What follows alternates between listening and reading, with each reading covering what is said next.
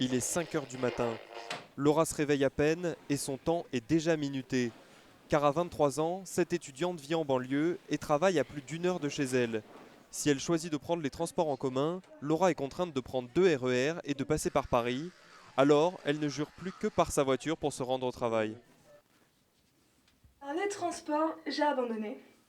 J'en ai marre, toujours des problèmes, ras-le-bol. Euh, les excuses du RER, on les connaît par cœur.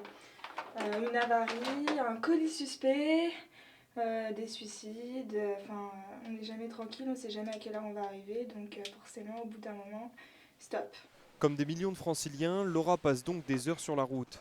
Et si elle déplore un réseau de transport en commun inadapté, elle pourrait bientôt changer d'avis, car depuis 2008, le projet du Grand Paris Express est sur les rails.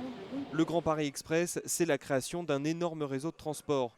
4 lignes de supermétro automatique, soit 200 km de métro tout autour de Paris, et pas moins de 72 nouvelles gares, le projet est pour le moins ambitieux.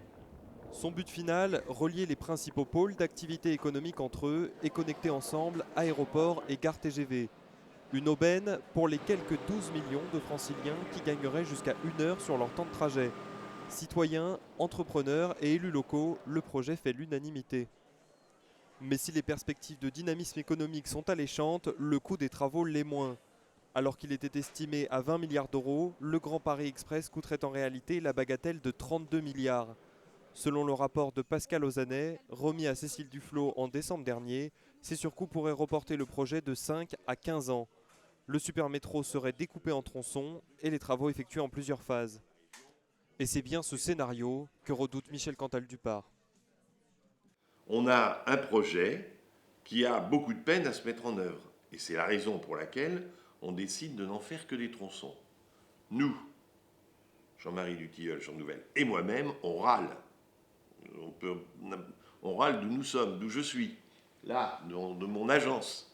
Je le dis partout. Je le dis partout. On fait n'importe quoi. On fait quelque chose de très cher. Un projet cher, mais vital pour certaines communes. À Villiers-sur-Marne, les maires et les habitants crient leur colère. Manifestant d'un soir, ils dénoncent le retard des travaux et redoutent la suppression de la future gare de Brévilliers-Champigny.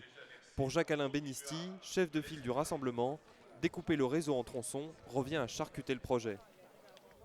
Ce rapport préconise que le tronçon entre Sèvres et Noisy-le-Grand s'arrête, se coupe à Champigny-Centre et reparte à Noisy-le-Grand. Dans la compréhension de tout le monde aujourd'hui, parce que c'est totalement donc incohérent, ubuesque, inique. Comme beaucoup d'autres élus, les maires du Val-de-Marne revendiquent leur territoire comme zone prioritaire. Du côté de la Société du Grand Paris, on réclame tout le réseau, tout de suite. Aucun territoire ne peut être priorisé par des décisions qui ne seraient pas accompagnées par l'ensemble des élus. Nous ne voulons pas que le projet soit résolu. Nous considérons qu'il est acté définitivement. D'ailleurs, il l'est légalement, y compris par l'arrêt du Conseil d'État. Il l'est aussi parce que depuis 1 année et demie, tout le monde a travaillé là-dessus. Je voudrais le dire, les élus de nos territoires, les membres du comité stratégique disent mais le Grand Paris il a déjà commencé. Même si les travaux ont déjà débuté, le Grand Paris Express a encore et toujours de farouches opposants. Sur le plateau de Saclay, des citoyens se battent contre la construction de la ligne verte sur leur territoire.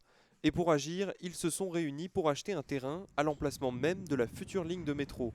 Comme les 1260 personnes qui ont investi, Cyril Girardin milite, mais cette résistance est insuffisante. Son terrain vient d'être réquisitionné par l'État, une expropriation directement liée à la construction du nouveau métro.